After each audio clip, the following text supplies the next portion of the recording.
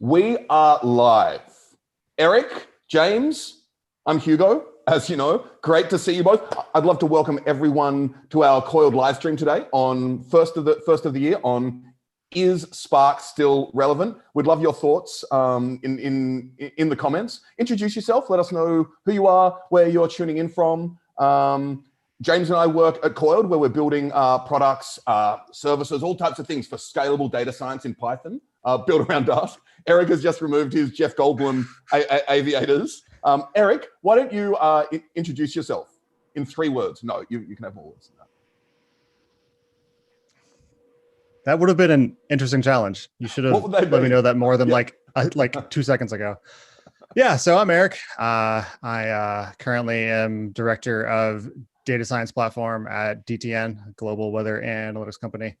My day-to-day responsibilities are, range from, building out the right infrastructure to support a data science transformation at a $280 million company, to working with products to help them understand how to think about building, products that involve analytics to, fighting AWS, kind of all over the place. Before that, I was at Anaconda. I think I'm still rocking the hoodie. Yep, the Anaconda hoodie. Before that, I was in ad tech. And then before that, I got a PhD in chemistry. So, everybody's got a weird journey into data science. I am one of them. Yeah. I went from pure math to biophysics and cell biology to doing a lot, like using Python and using IPython notebooks originally back in 2011 or 2012 or whenever it was. And then came to the Dask side, so to speak. I work in evangelism and marketing at Coiled. James, maybe you can say a few words about yourself. Yeah, joining in with the story, I started in particle physics and ended up on the Dask side, as Hugo says.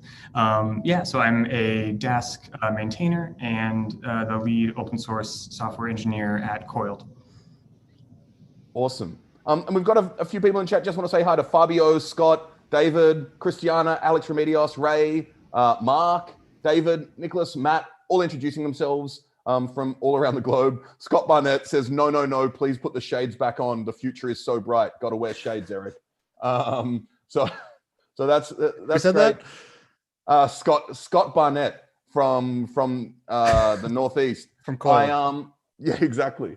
I love your framing in terms of the eternal battle against AWS, which provides great utility, but it's the AWS is the closest thing in data infrastructure we have to the early internet. I feel in terms of how entangled it is and how challenging it can be to navigate. But I'd love to know also a bit about your interest in Python.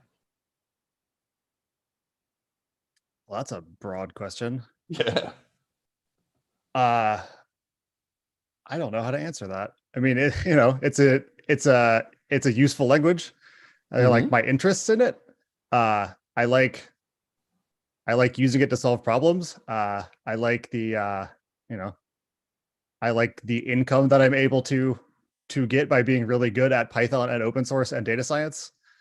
Yeah, I think all those points are important.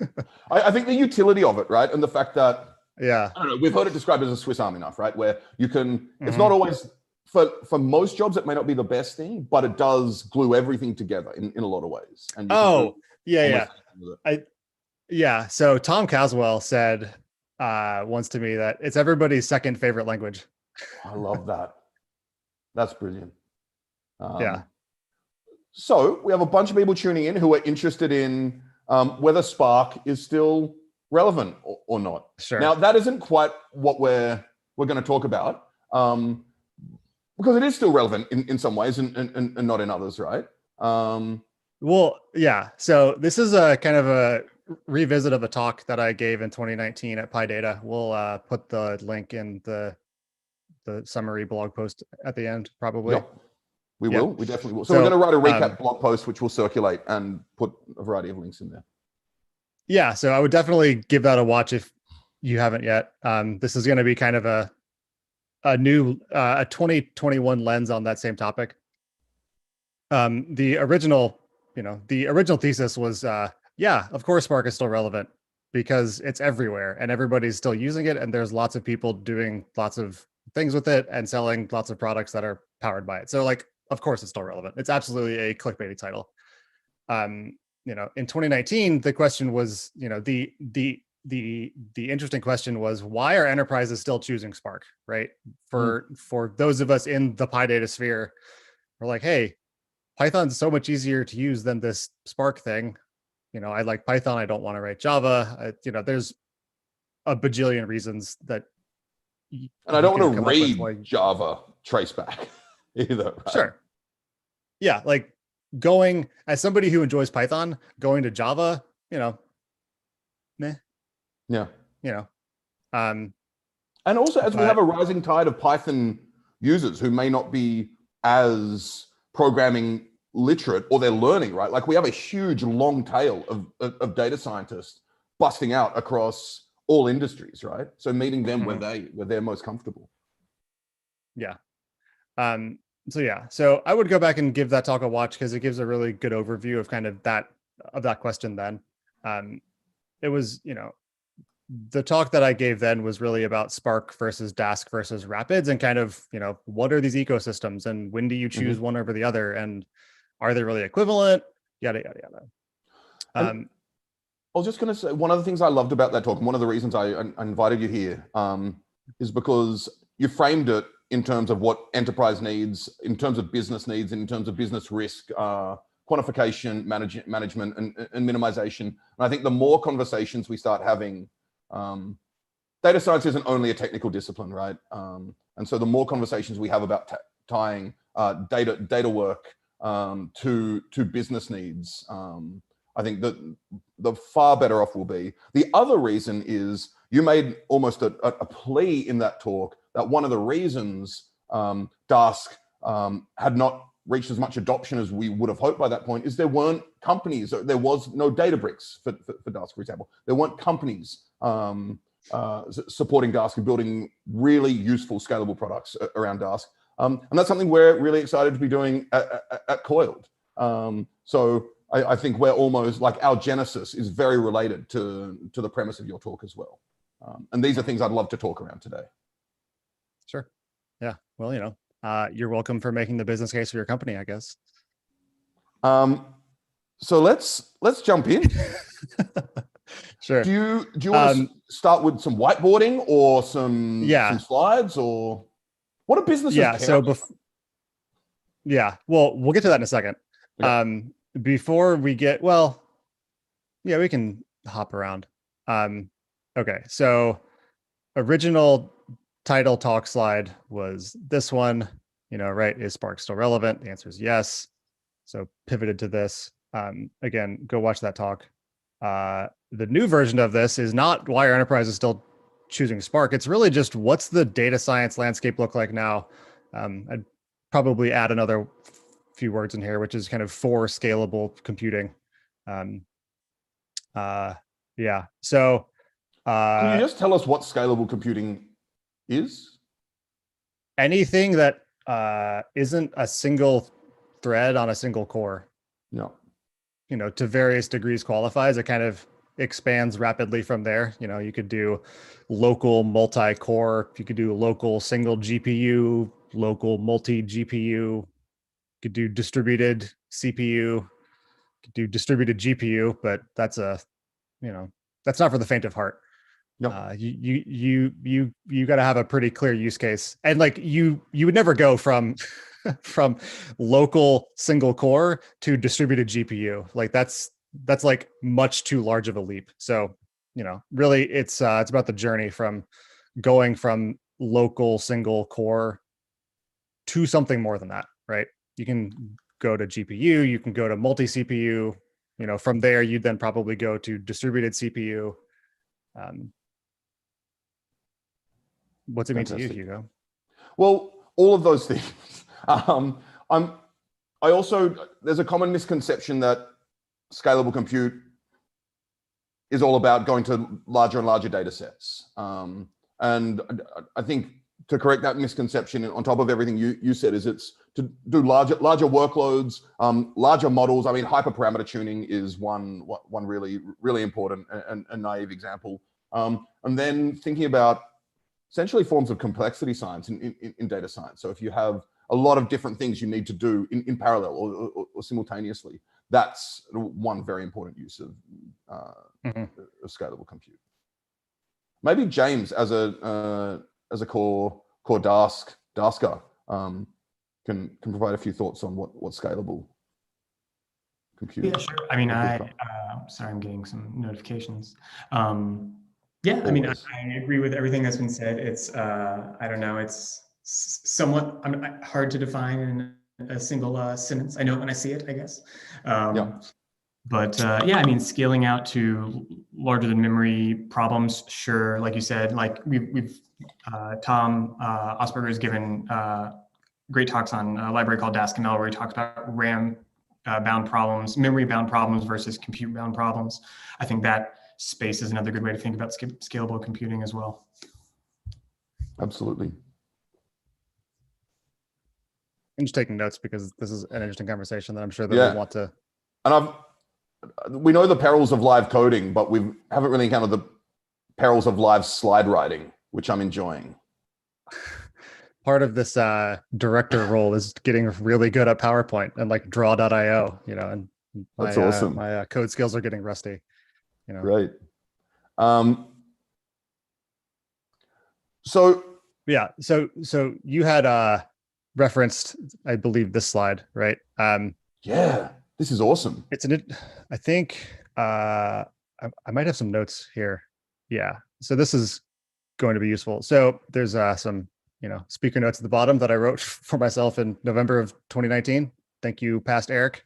You know, businesses care about, you know, things that we as, you know, folks that are interested in open source technologies and writing libraries and like software engineers and data scientists typically don't spend a lot of time thinking about the kinds of things that the business cares about, and are more interested in solving those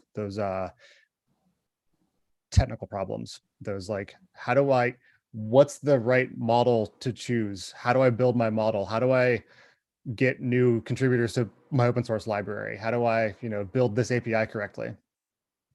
The business doesn't give a crap about any of those things, right? The business is there to make money.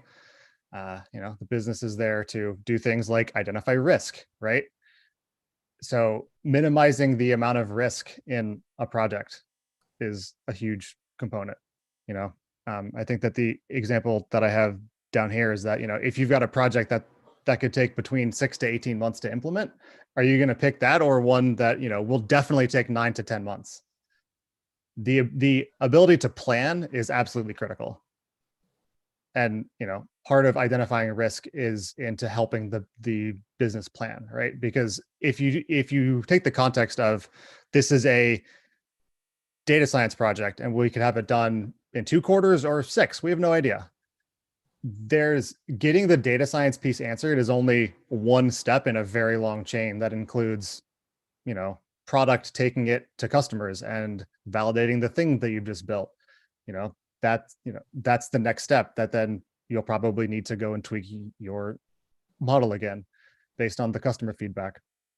Assuming that feedback goes well and that product can, you know, sign some customers, you've now got to involve marketing and sales and customer success and the leadership team. And there's so many downstream things from any sort of successful data science R&D project that, you know, the more that you can de-risk or the better that you can plan, you know, the more the business is going to be interested in the solution that you're putting out there.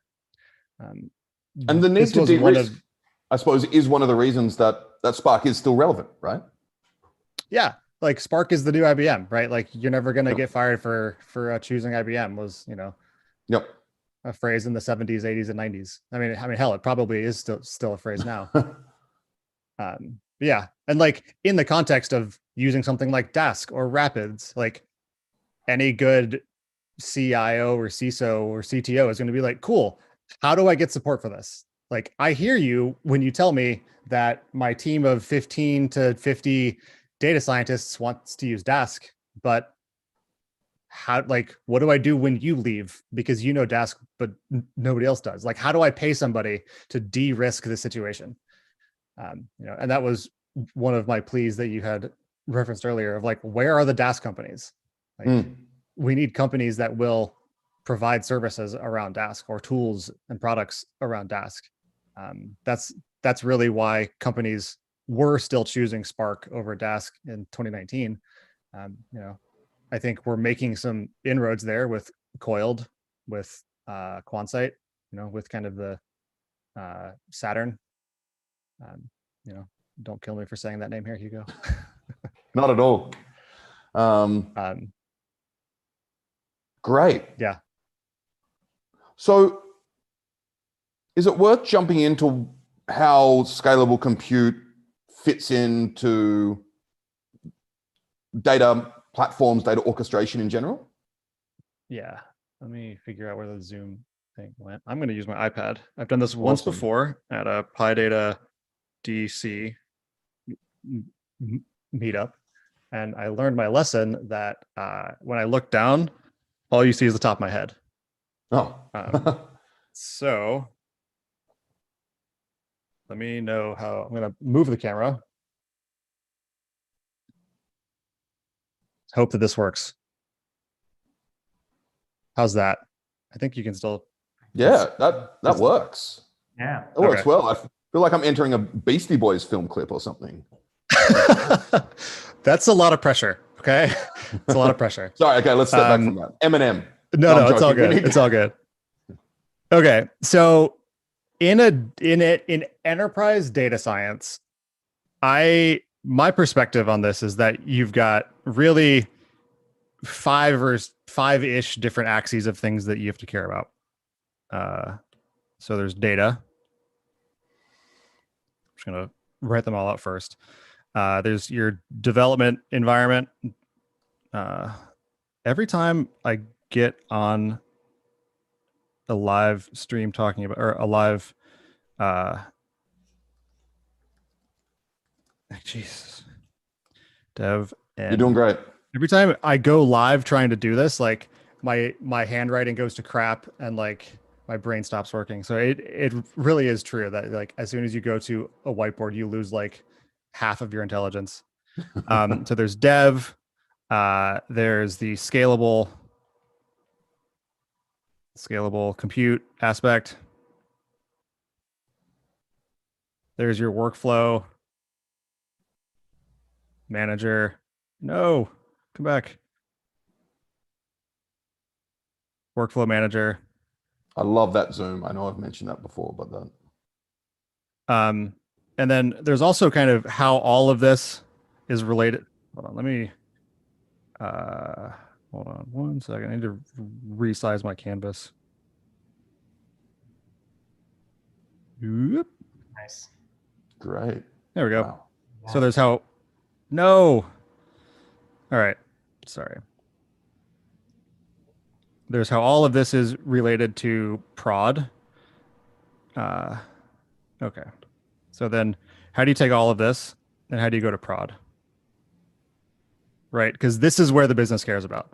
Getting to prod means that you have customers. It means that you are bringing in dollars. The scalable compute piece, this is things like Spark, Dask, IPy parallel, or, that's specifically for you, Hugo. Thank you. Sure that you've done that. Then you've got like MPI, etc. Then there's all of the possible ways that you can make your compute faster. You've got your development environment. This is local. Things like PyCharm, VS Code, etc. You've got remote. Things like Jupyter, just a terminal. Then you've got kind of the, your like enterprise products. Things like Anaconda Enterprise, and I'm out of space again. I'm getting better at this though.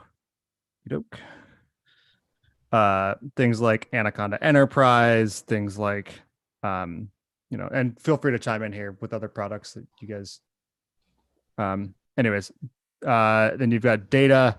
Is this S3? Is this SQL somewhere? Is this, like Postgres? Is this like a warehouse? Like a Redshift? That's an AWS product. Snowflake, Dremio, etc. Then you've got a workflow manager. These are things like Airflow, Prefect. I think Uzi's an interesting one to talk about from the Spark side. There's an ocean of these. And so the reason why enterprise data science gets so complex so quickly is that you've basically got the outer product of every single bullet here. Is like the way in which you can, and then you've also got all of this on your infrastructure. Is this AWS, GCP, on-prem, Azure, etc. And I think this is all super important. I think the other thing to recognize is that a lot of these things, especially at big tech companies, are being built in-house as well now. And some things like Airflow then are open source, but everything from data to DTN to scalable computing infrastructures, there is a huge efforts. And it is challenging that a lot of these things are being siloed within organizations as well, but they are being productionized in-house. Yeah. Like the only way to maximize the investment in the data science teams that folks have brought on board is really to solve this problem. Is to say, here is like, you have easy access to data. We have hammered out your development environment. We know how you're going to scale workloads up. We know how your workflow, or we have a workflow manager in place, so you don't have to go, run cron on your dev VM in order to get data where it needs to go. You have solves for all of these. And then, the final piece of the puzzle is, how do you get, when you've successfully proven out there's dashboarding. Is this thing that kind of, it's like it sits between dev and prod, but in terms of sharing insights, there's a number of tools there for that. Anyways, I'm not gonna. And Marius just made a great comment that historically every single data company built their own workflow manager before we had things such as Airflow, open sourced, and Uzi, right? Marius and I worked together in ad tech, and we definitely had our own version there. It was called Streams. It was fantastic. Yeah. It solved the specific problem of this. Here is a thing that runs, it produces data. And you can say, this needs to run on some cadence. So every hour, every 6 hours, every day.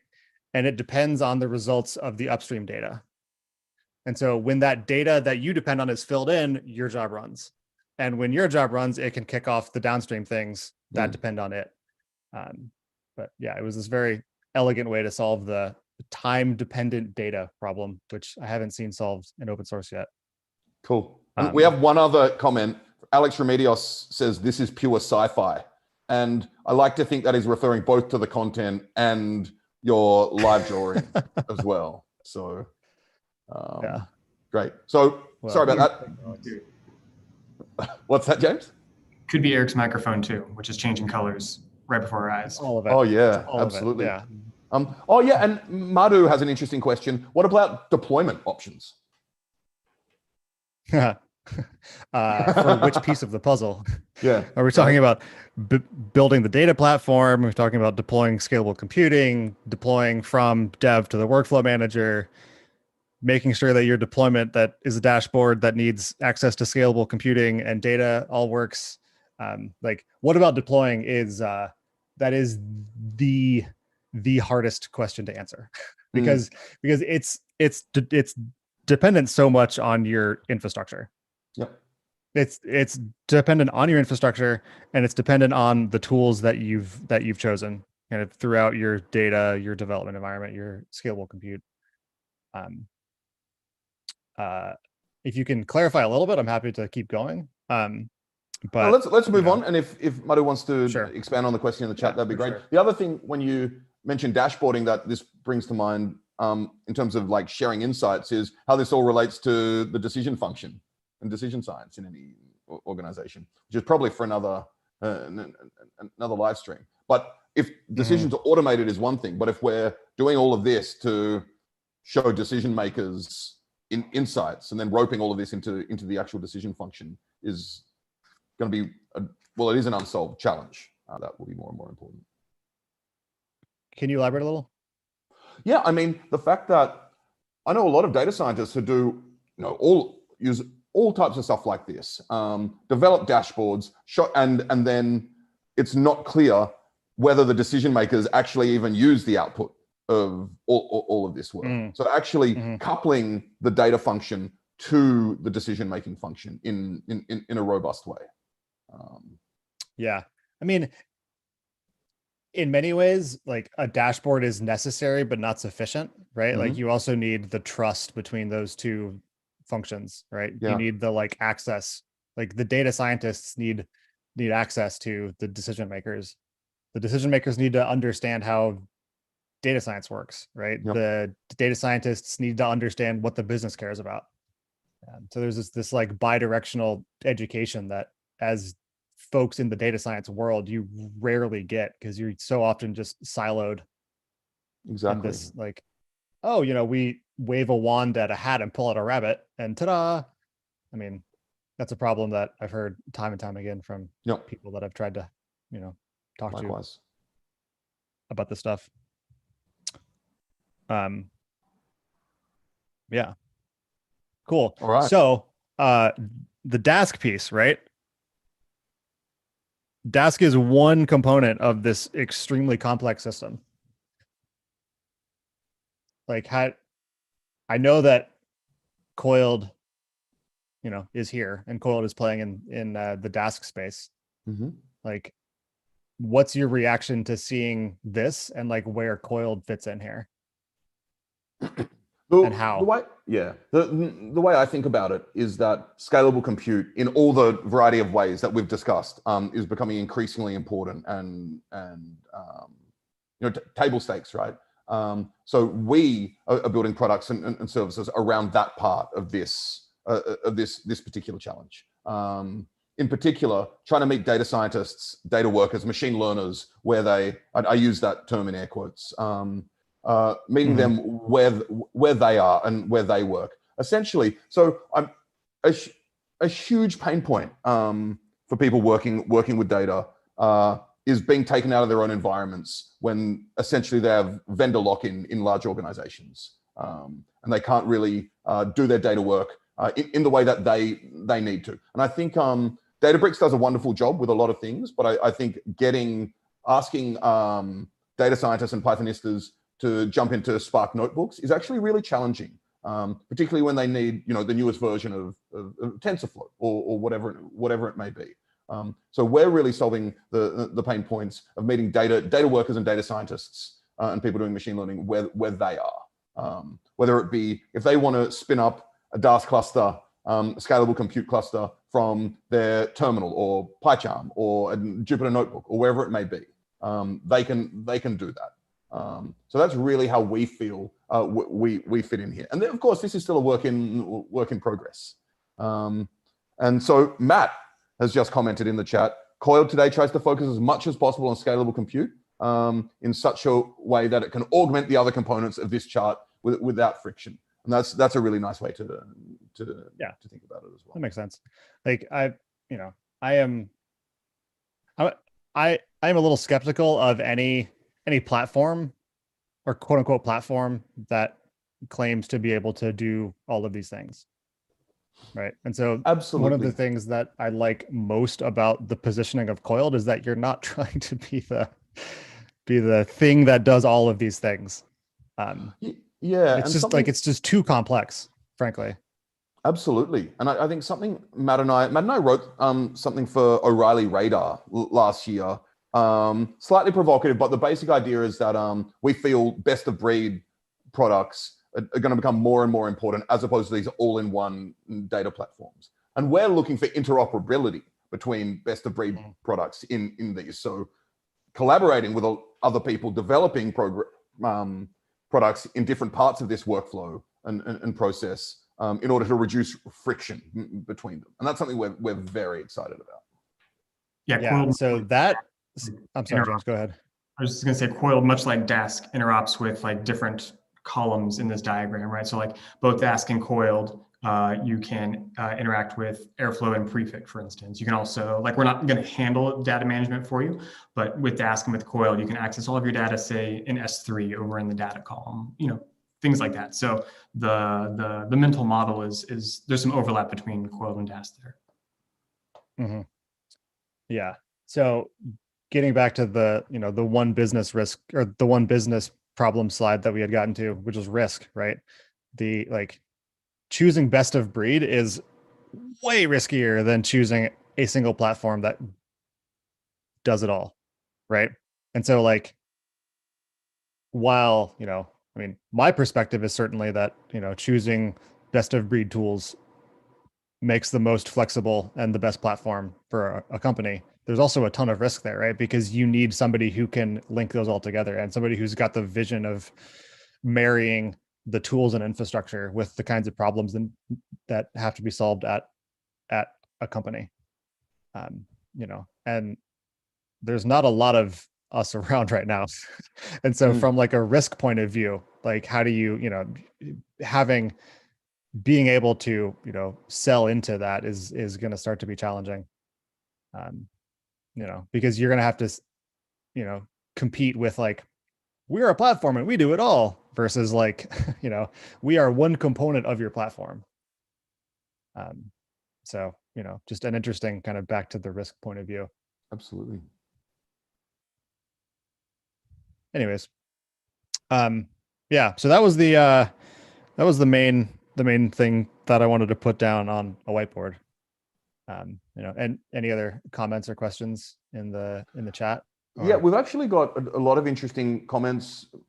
Definitely, a lot of people feel that it's important to develop more niche products as opposed to all-in-one platforms, but agree that the de-risking is there's an interesting trade-off there. Ray Bell agrees on the tooling preference of data scientists. And Ray is actually coming to work at DTN in February. Oh, so, awesome. Yeah, I convinced him to join the team. Congrats, Ray. DTN. You hired at Scopats recently, is that right? Yep. Yep. Awesome. Good for you. Hired Anthony Scopats and Ray Bell and Tim Hopper as well, if you know him from Twitter. I do. He's even taller than me as well. And Marius has said the cost of managing a large suite of best of breed tools is non-trivial. Absolutely agree with that. But Matt's response, of course, is so too is the cost of trying to add modern workflows into your legacy Cloudera cluster. With that, that Rockland bite we all know and love. Yeah. Yeah. You can imagine just the slight smile on his face as he types that. I think he's cackling evilly, actually. We need to move on, but he's also trying to recruit Ray currently in the chat. So I'm really glad you don't have access to that. Cool. So we can go a number of ways here. I'd be interested in. I'm not going to do this again if you keep trying to poach my people, Matt. So we could go a number of ways. One possible direction is thinking about an ecosystem comparison, which may be instructive for people here. Is that something that would interest you? Or yeah, let me switch back to. I'm marginally interested. No. Again, I'm trying to navigate a computer and decide if I'm on the iPad or Windows and whatever. Yes. Cool. So yeah. So the talk originally was trying to understand Dask versus Spark versus Rapids in the context of, what kind of tools should you be choosing and what kind of tools should you be thinking about as a practitioner in this space? And can you just tell us what you actually, in your talk, you gave a really nice breakdown in about 3 words each of what Spark is, Dask is, and Rapids is. So could you just... Yeah. I can try it. I think you said something like Spark is distributed data frames on JVMs on CPU. Yeah, great.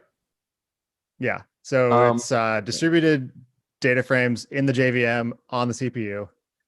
Dask is distributed data frames in Python on the CPU, and Rapids is distributed data frames in Python, now, or Spark on the GPU. Yep, great. Though the in Dask or Spark on the GPU,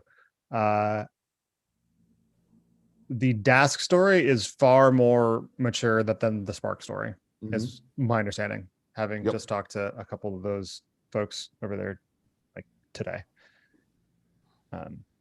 Yeah, man, you're like really good at cueing me to like say the things that I've said before in like a way that makes sense. So thank you, Hugo. What I'm hearing is that you're good almost at your job. Like he's hosting. Wow, great. I was trying to be nice, James, but thanks for making me sound like an asshole. You don't need any help with that, Eric. No, I'm kidding. You're definitely not coming on again. Wow. Wow, you guys are great. Thanks for thanks for the invite. I'll be sure to sign up again next week. Yeah. So I think it would. So my perspective on this now is not Dask versus Spark versus Rapids. It's really SQL versus Dask versus Spark in terms of how do you do scalable computing in the enterprise. SQL has seen, almost a renaissance in terms of accessibility and tools. I mean, you've got Snowflake, which I don't even know what their valuation was, but it was outrageous recently. Or no, they're public now, aren't they? Yeah. Yeah. And aren't they at are they tens of billions of market cap or hundreds of billions of market cap? It's something crazy like that. Yeah. Yeah. Something bananas. I just want to mention one thing. The Dask account on YouTube has just commented, which is a first. And Dask has said, I am more than just data frames. And so I just want to clarify, this is actually a very important point. And it is another misconception that Dask is best used for tabular data and NumPy arrays and maybe some machine learning and that type of stuff. So I think the way we like to think about it is Dask does make it very easy to do it with NumPy, Pandas, scikit-learn, but it's a lot more than that. It's actually a framework to build distributed applications that is used with a lot of different systems such as XGBoost, PyTorch, Airflow, Rapids. I think Dask really likes to be thought of as a full distributed computing toolbox that meets you where you are. So it's a bit more than data frames. I think for the purposes of this conversation, in terms of laying out Dask and Spark and Rapids, that was very good. But I did want to make that clarification. And I wanted to thank Dask for coming and saying hi. Okay, $86 billion market cap, Scott has just said in the chat. Oh my God. Yeah. Time to go home. That's a lot of market cap. Wow. Sorry, go on. Yeah, I will also freely admit I am not a Dask expert. This is entirely like my perspective as a as a consumer of open source tooling. Absolutely. Awesome. So yeah, how's it look now? I love that we have our friends Blazing SQL there as well. Yeah. So I would say that SQL, from where I'm sitting, SQL and Dask are definitely trending positively, or they're trending up. I would say Spark is trending down. I think it's interesting to note that Databricks has even moved past Spark as its engine. They maintain the Spark API, but I wrote it down like an hour ago and I've already forgotten, but they have a new rewritten from the ground up in C++ engine that they use to power workloads on Databricks, which is interesting, right? So people are already looking for, what comes after Spark. I think two safe choices at this point are, would be Dask or SQL via, a Snowflake or a Blazing SQL or a thing of that nature. And where does Rapids fit into this ecosystem now? Powers all of them.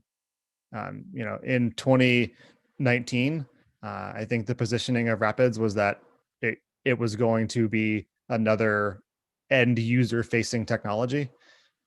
My understanding is that they're starting to, or have already started, or have already done the work to reposition Rapids as just a backing engine for SQL, a thing that makes Dask faster, a thing that makes Spark faster.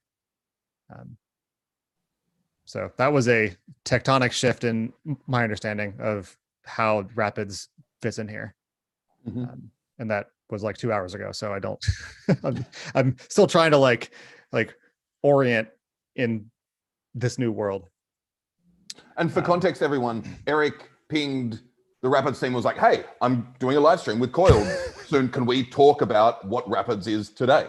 Which is awesome. I want to pick James's brain about Dask and SQL.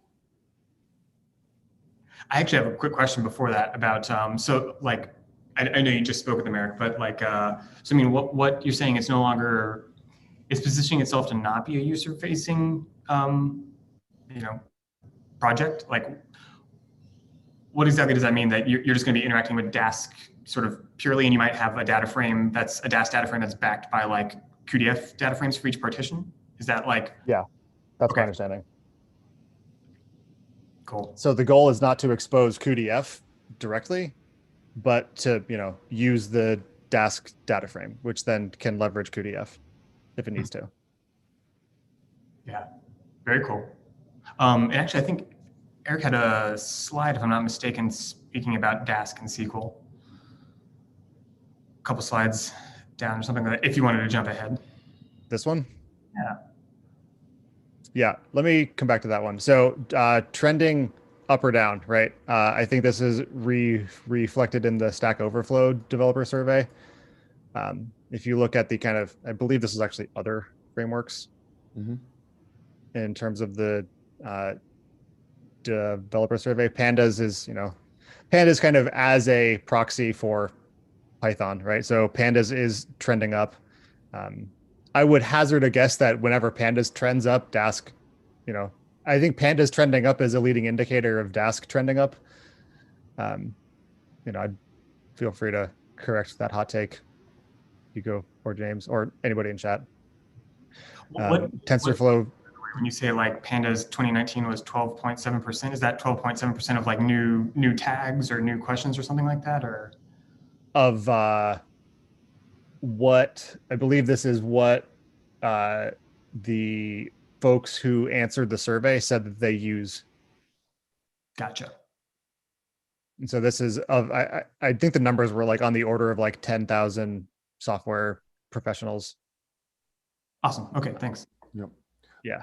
And the other thing I just wanted to mention, Jim Christ has a great question in the chat about other distributed Python things like Ray. And Ray Bell actually responded somewhat to that. Different Ray to Ray. We're overloading Rays currently. But Ray Bell mentions that there's an explosion of distributed Python things for quote unquote AI, right? So Horovod, PyTorch Lightning has its own thing going on. So there is actually, outside of, your classic data science stuff that we're talking about now, such as Pandas, in the quote unquote AI space, where we are seeing a huge proliferation of tooling there as well.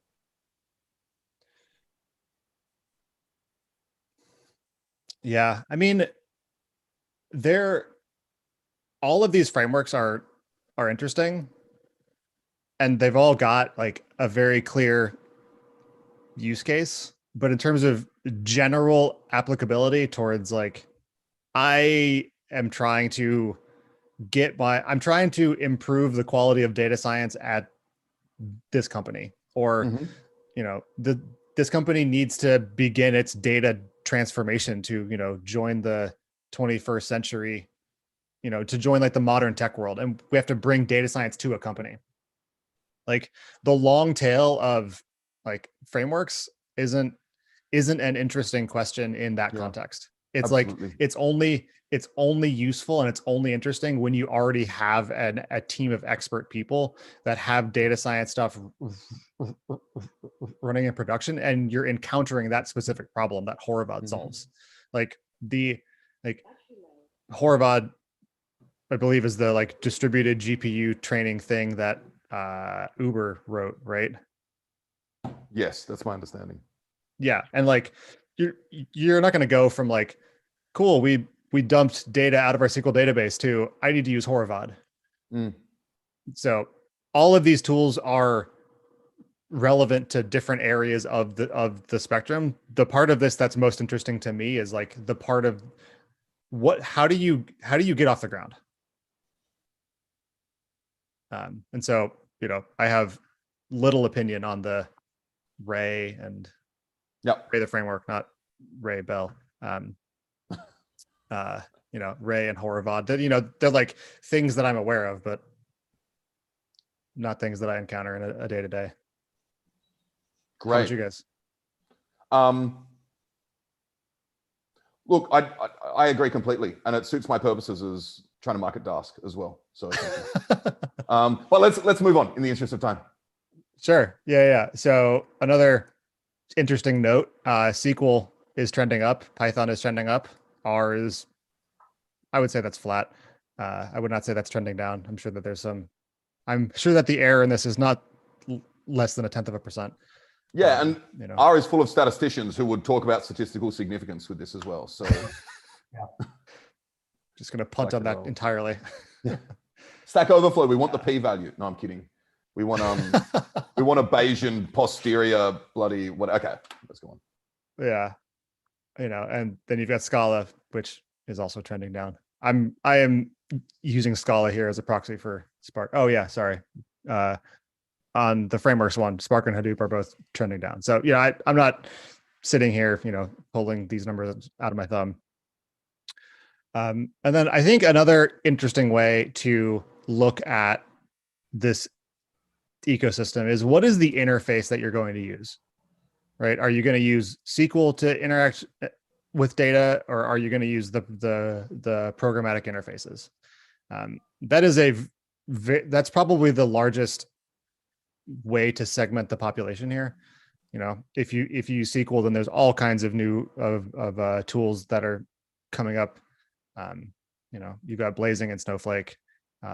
Spark SQL, again, talking with the Rapids folks, their perspective is that Spark SQL is definitely, people are leaving Spark SQL for things like Presto and Snowflake. And then, of course, for folks that know SQL but are trying to get over to the programmatic way to interact with data, there's this, I'm not going to say new, but I would not call it mature yet. Please feel free to augment that with better knowledge, James or Hugo. But Dask SQL is definitely a thing that I think has made a lot of strides in 2020. Yeah, I'd agree with that assessment. Yeah, I was excited to see that you included it here. So just for anyone watching, if you're interested in Dask and SQL, I'd recommend go checking out this project from Nils Braun. Yeah. And then as you go over to the DataFrame side of the world, right, then it rapidly bifurcates into pandas versus Spark. You've got this kind of oddball library that the Databricks folks launched 2019, I think at PyData New York in 2019. They announced Koalas, which is the Pandas API onto the Spark DataFrame, which is, a strange, I think every single one of the libraries that is like, we're basically pandas, but not, all have kind of somewhat unexpected APIs, or like the library doesn't behave exactly like pandas. I mean, it does for the most part, but there's some strange edge cases. I have a few issues with koalas, but I think the main one is that I'm Australian. Glad you got that in, Hugo. I'm glad you got that. I had to. Thanks. Here every week. Now, is that because you don't like koalas? Like, do you not like koalas because you're Australian?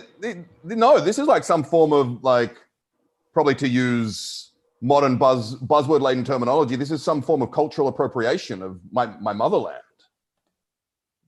by an enterprise. Okay, sorry, let's continue though. I don't want to diverge too much. No, it's all good. And then if you want to accelerate pandas or Spark, you've got a few options. Spark on Rapids is a thing that is, I don't know how long it's been under development, but it uses the same. So this is libqdf is the C++ implementation that I think sits on top of, CUDA or some flavor of that. So it's like a JVM wrapper around a C++ library that then can be used to accelerate Spark.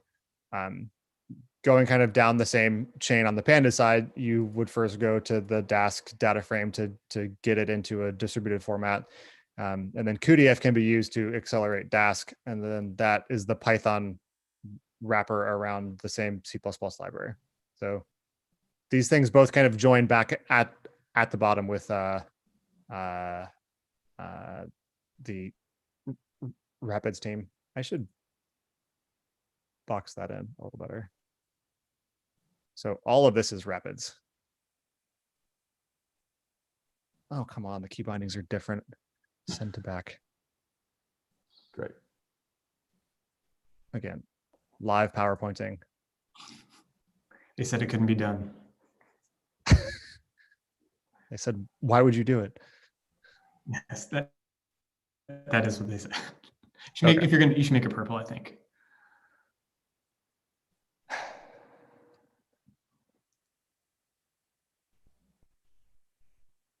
What? This is harder than live coding. There we go. Yeah. There we go. There we go. Cool. It's the wrong hex, but if so you have that live, I'm happy to change it. Just over 5 minutes left. Sorry. And I am interested. I am interested in something that was in your PyData talk that I thought was really nice was a kind of a comparative analysis of things in the landscape. And it would be interesting to kind of go through that.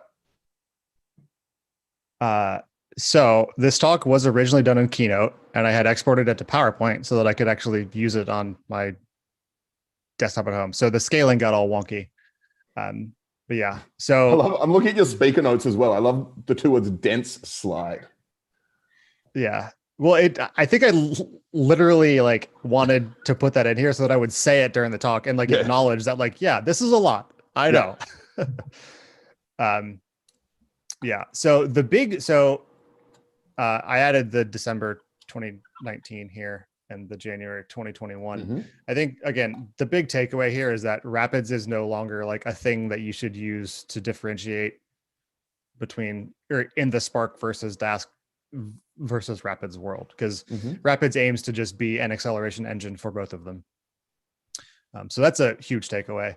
And then kind of the things that I've highlighted are the things that I think are noteworthy to talk about, kind of the December 2019 versus January 2021. Again, so the Spark DataFrame API got koalas, which is, an interesting call out, right? To make it a little more accessible to the Python folks. I would say the Dask maturity story has changed dramatically. I think that there's 3 companies now that I know of that are offering services in the Dask world, right? So there's Coiled, who I'm on with now.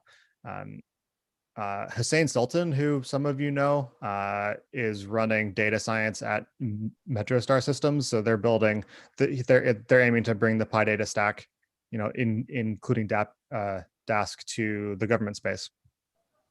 I know that NVIDIA is ramping up their professional services in the data science space. There's Quansight, there's Saturn Cloud. I don't know of any other, and there's Prefect, which I think has pretty Dask native as well. Yeah. Yeah. And we work them as well. We've done a bunch of live streams with them also. So yeah, they're really cool. I think job scheduling for Dask has made some huge strides. I think Dask Kubernetes has come a long way. I think it's seen some substantial adoption there. So that's probably the big thing, since Kubernetes is eating the world. A better Dask story on top of Kubernetes is definitely worth calling that out too. I think local scalability has also improved quite a bit with Dask, predominantly because of Rapids.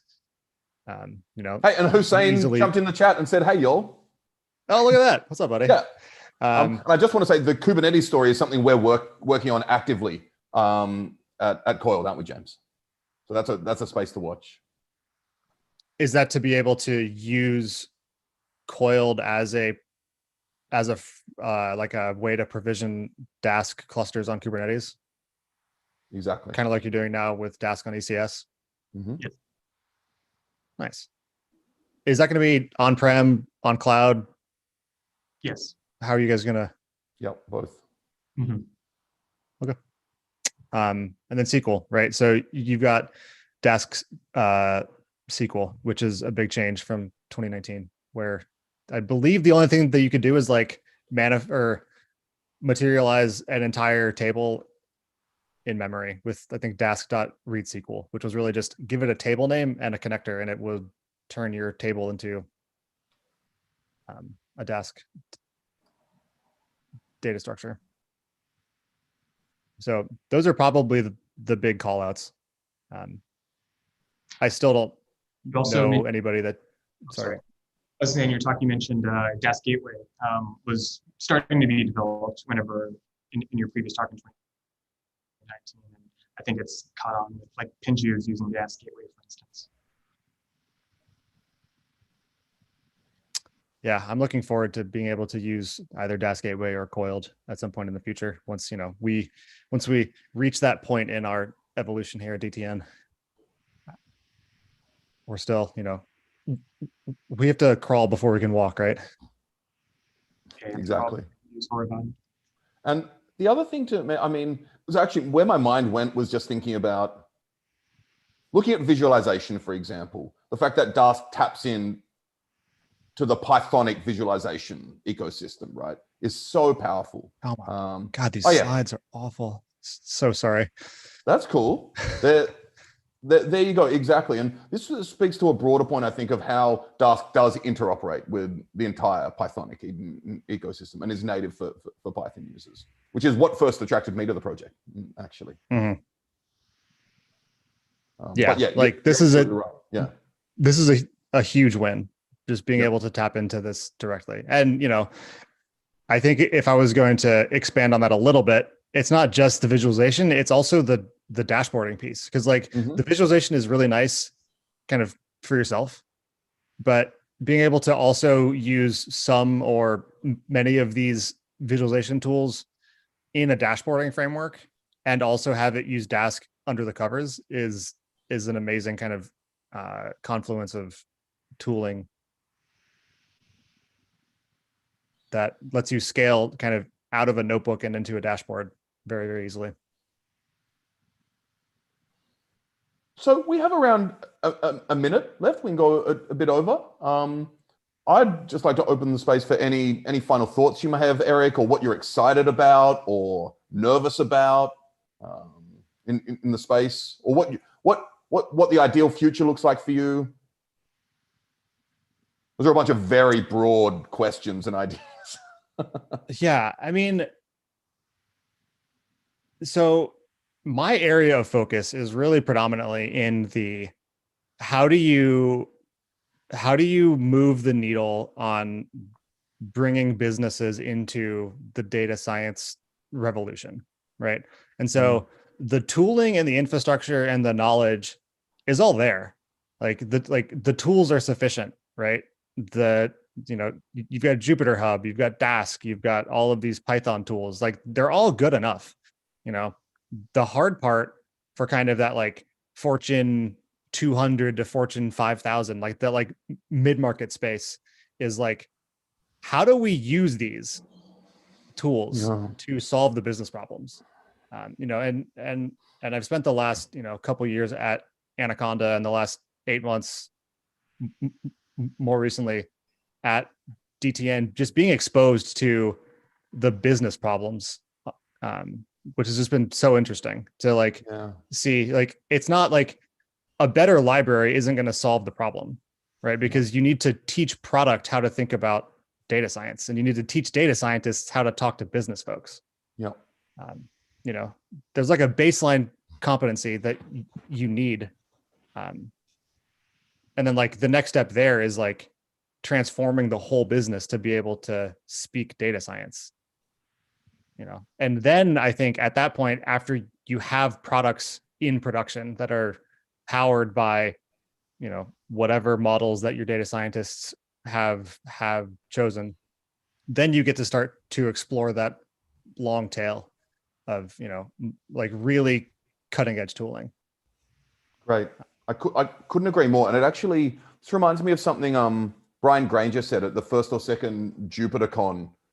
He gave a talk in which he was talking about institutional adoption of open source tooling, and he framed it as a classic physicist. He framed it as a phase transition where we're going through, in which previously organizations were full of individuals using open source tooling, right? And now we're entering a phase in which we actually have organizational and institutional adoption of open source tooling, and it isn't clear yet what we need in order to support institutions at scale doing that. And that's one of the reasons for being for Coiled. And one of the reasons I was really excited to join Coiled is in the next stage of OSS adoption at a large institutional scale, being part of that in projects we all believe in. We believe provide utility in the Python space in particular.